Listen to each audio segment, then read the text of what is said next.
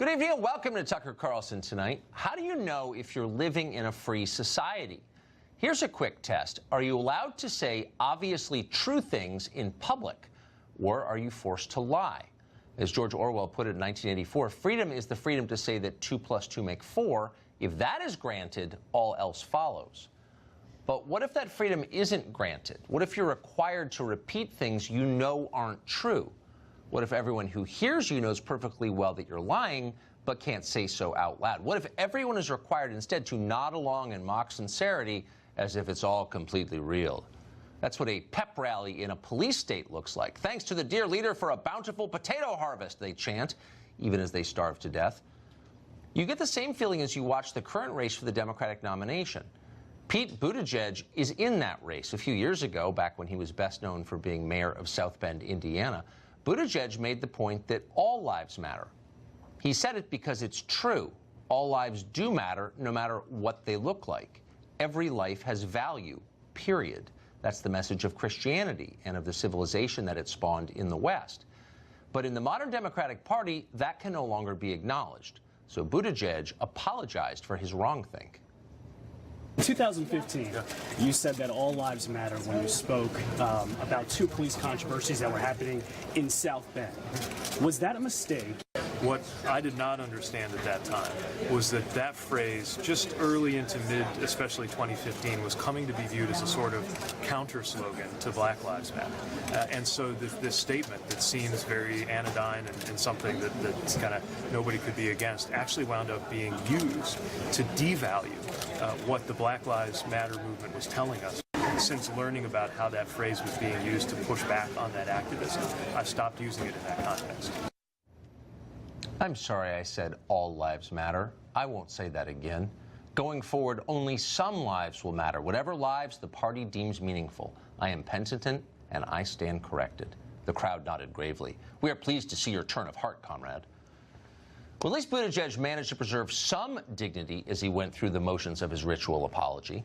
Beto O'Rourke, who is 46 years old and still skateboards, has no dignity. When asked about a harmless joke he once told about his wife staying home to raise the kids, O'Rourke fell apart completely. He groveled and whimpered and abased himself. He even expanded the self-criticism and apologized for how he was born. Constructive criticism. It has already made me a better candidate. Not only will I not say that again, but I'll be much more thoughtful going forward in the way that I talk about our marriage, and also the way in which I acknowledge the truth of the criticism that I have enjoyed white privilege. Absolutely. Undeniable. This is what Maoist tribunals look like during the Cultural Revolution. By summer, you can picture Beto wearing a paper dunce cap with white privilege scrawled across it in red letters as a warning to other would-be counter-revolutionaries. Pretty much everyone running for president as a Democrat this year has had to face inquisitions like this. They write their confessions of guilt, bowing before their accusers on social media and begging for forgiveness.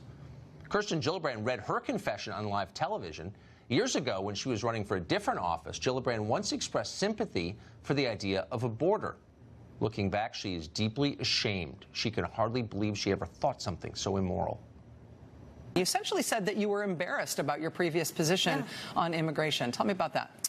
Well, I don't think it was driven from my heart. I was callous to the suffering of families who want to be with their loved ones, people who want to be reunited with their families. And I recognize, as we all do, that immigration and diversity is our strength as a country. I really regretted that I didn't look beyond my district and talk about why this is an important part of the United States story. Diversity is our strength, she says. I once was lost, but now I'm found. Diversity is our strength. This is the new Nicene Creed. Don't ask what it means. That's not your place. Just mouth the words. Well, there's nothing liberal about any of this, obviously. It is purely authoritarian, woke fascism.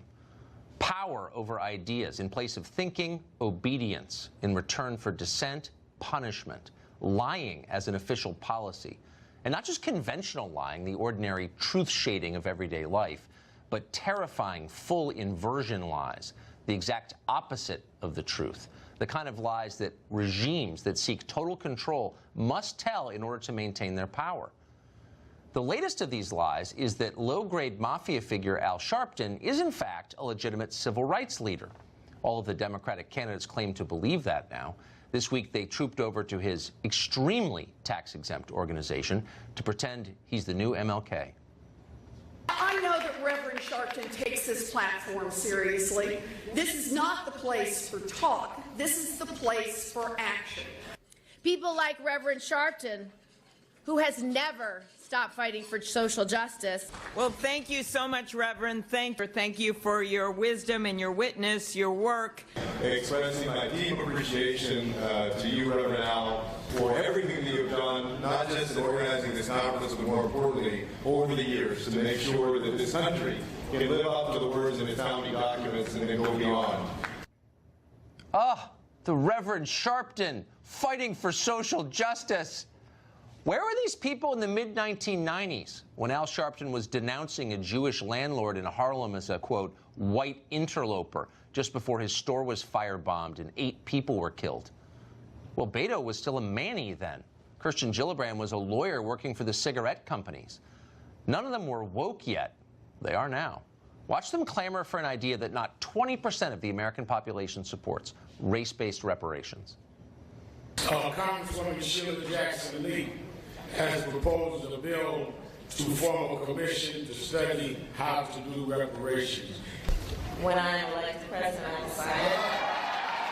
Would you sign that bill? Yes. Yes, would you sign it? The House and Senate passed that bill, of course I would sign it. I firmly support Congresswoman Jackson Lee's bill to create a commission to study reparations. Would you sign the bill for reparations? Yes, I would. I already support that bill. There are things that we need to do in this country that have been a long time in coming. One of those is to move forward with reparations. Well, it's like an altar call. In fact, it is an altar call, the modern version.